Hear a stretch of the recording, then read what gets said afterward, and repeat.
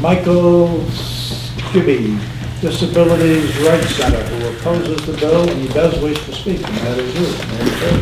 Good morning, Mr. Chairman. Good morning. Mike Skibbie from the Disabilities Rights Center. We do oppose the legislation because it's our belief that this is the kind of procedure that, although it's obviously the result of a lot of work and is intended to be narrowly tailored, we do think that it will tend to single out people with disabilities. It will tend to delay their time at the polling place. It will tend to discourage them from going through that process. And we think that that almost inevitably will suppress the vote of the people with disabilities to some extent. I don't think anybody can say to what extent, just like I don't think anybody can say with confidence that that this legislation will not disenfranchise anybody. Obviously, we're all speculating about how this is actually going to happen. But I think that we all know from our own experience, or many of us know from our own experience with elderly relatives, friends, or relatives with disabilities, that that the more hassle that is associated with activities, going out, going to a medical appointment, going out shopping, any of those things, the less likely they are to engage in. And I think that it's pretty well understood that if you delay the voting process, the vote is suppressed across the board. That if there are lines extending out from a polling place, that some people are going to drive by and not stop. And I think you're much more likely to have that kind of an impact on the population of people with disabilities in New Hampshire. And we think that if you compare that inevitable result with the fact that we don't have a demonstrated problem of voter fraud, I think that it's unwise to pass this legislation.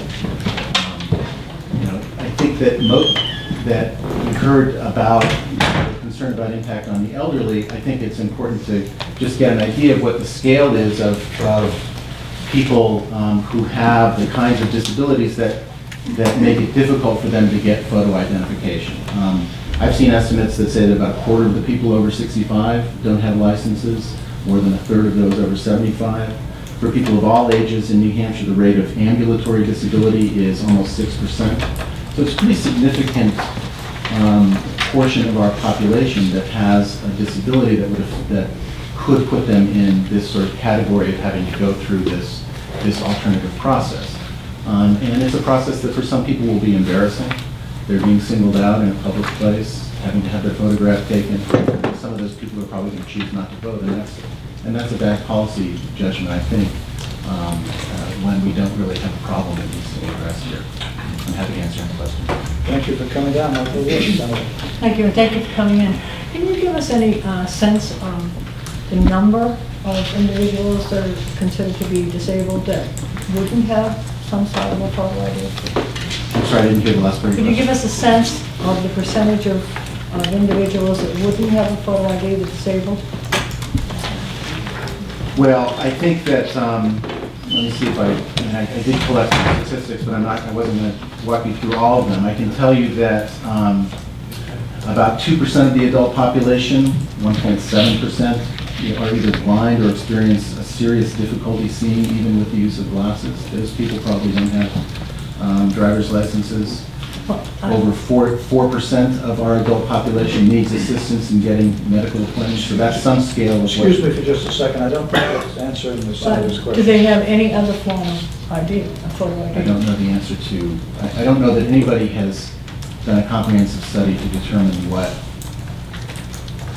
the sort of rate of photo identification other than driver's licenses are. I think that it's probably a pretty low number of those people that would have a passport. Well, you all set? Thank you. John? Yeah, just a question, because I think, when you go to shopping centers, supermarkets, places like that, and you see people who are disabled with wheelchairs or other ambulatory systems and so forth and so on. What is the difference between when they have to stand in line or sit in line for 10 minutes waiting to go through to get their groceries And if they have to stand in a line for a minute to get through, to get their ballot to go vote, it seems to be well over exaggerated. So possibly you could explain that to me. I don't think that there's any question, just as a historical fact, that when the weather's bad, when there are long lines at polling places, some people decide not to vote. I don't think that there's any question about that. And so I think that, I mean, maybe that there are other activities where we see people with disabilities waiting in lines, but I don't think that that really speaks to the problem here, which is that when you single out a segment of the population for a longer, for some people more embarrassing process, some of those people will choose not to engage in that activity.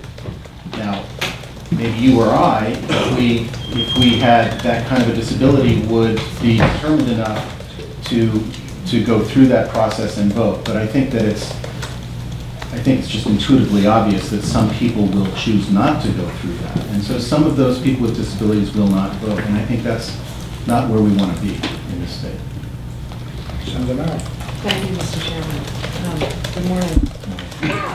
Just to follow up on Senator Booton's question about the different scenarios.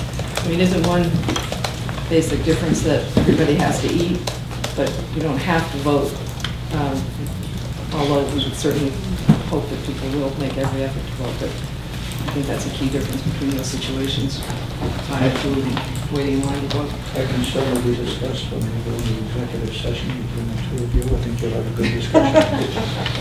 Whether it's necessary to be. I think you two will have a very good discussion. Thank you very much. Thank you.